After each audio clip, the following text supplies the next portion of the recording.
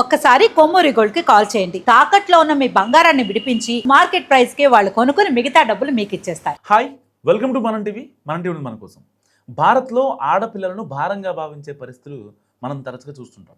కానీ యూరోప్లోని ఆ దేశంలో మాత్రం పరిస్థితి దీనికి పూర్తి భిన్నంగా తయారైంది.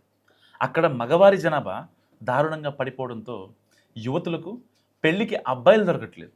దీంతో అక్కడ ఒంటరి మహిళలు రోజువారీ ఇంటి పనుల కోసం ఏకంగా భర్తలను గంటల చొప్పున ఆన్లైన్లో అద్దెకు తెచ్చుకుంటున్నారు. ఉత్తర ఐరోపా ఖండంలోని అందమైన దేశం లిత్వియాలో ప్రస్తుతం ఈ వింతైన పరిస్థితి నెలకొంది. సాధారణంగా ప్రపంచవ్యాప్తంగా చాలా దేశాల్లో పురుషుల జనాభానే ఆధిపత్యం చెలాయిస్తుంది. కానీ ఈ దేశంలో మాత్రం పరిస్థితి పూర్తిగా తారుమారైంది. ఈ దేశంలో పురుషుల కంటే మహిళల జనాభా అత్యంత రికార్డు స్థాయిలో ఉంది. తాజా జనాభా లెక్కలు పరిశీలిస్తే ఇక్కడ మగవారి కన్నా స్త్రీల సంఖ్య ఏకంగా 15.5% అధికంగా నమోదైందట.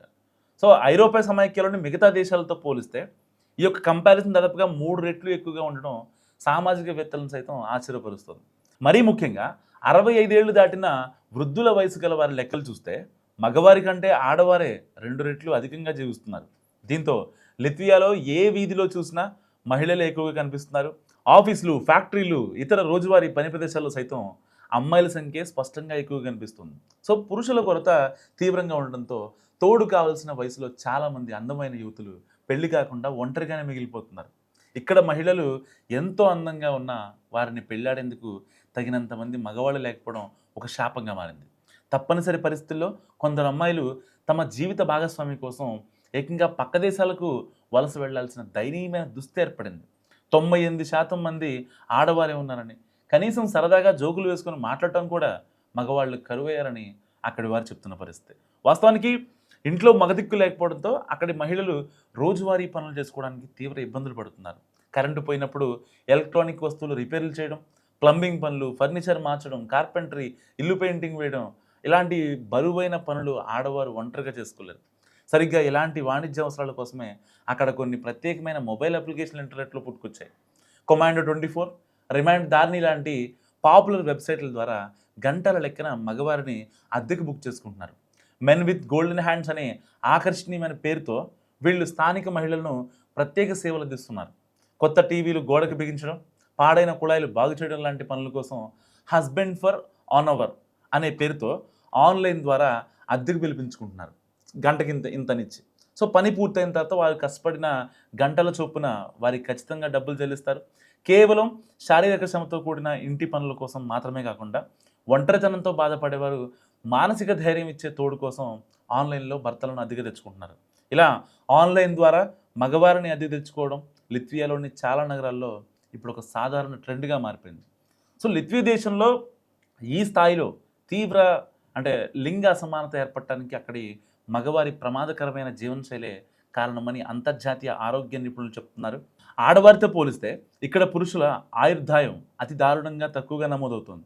వరల్డ్ అట్లాస్ సంస్థ విడుదల చేసిన తాజా నివేదికల ప్రకారం ఇక్కడ మగవారిలో పొగ తాగే అలవాటు, ఆల్కహాల్ సేవించడం వంటి వ్యసనాలు చాలా ఎక్కువగా ఉన్నాయట.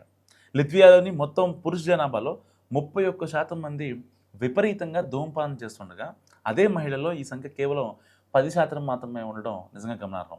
అండ్ దీనికి తోడు ప్రతిరోజు కనీస వ్యాయామం చేయకపోవడం, చెడు ఆహారపు అలవాట్ల వల్ల వచ్చే స్థూలకాయం సమస్యలు కూడా మగవారిని బలి తీసుకుంటున్నాయి. అనారోగ్యకరమైన చెడు అలవాట్ల కారణంగా స్థానిక పురుషులు అత్యంత చిన్న వయసులోనే ప్రాణాంతక రోగాల బారిన పడి అర్ధాంతరంగా ప్రాణాలు కోల్పోతున్నారు. ఇదే భయంకరమైన పరిస్థితి భవిష్యత్తులోనూ కొనసాగితే ఆ దేశంలో పురుషుల జనాభా ఉనికికే తీవ్రమైన ముప్పు వాటిల్లుతుందని సామాజికవేత్తలు తీవ్ర ఆందోళన వ్యక్తం చేస్తున్నారు. మరి పురుషులను ఇలా పనుల కోసం అద్దెకు తీసుకునే వింత ట్రెండ్ కేవలం లిత్వియాతోనే ఆగిపోలేదు, అగ్రరాజ్యాలకు సైతం నెమ్మదిగా విస్తరిస్తుంది. మరీ ముఖ్యంగా యునైటెడ్ కింగ్డమ్కు చెందిన లారా యంగ్ అనే మహిళ ఈ వినూత్నమైన ఐడియాతో ఏకంగా ఒక కొత్త వ్యాపారాన్ని మొదలుపెట్టింది.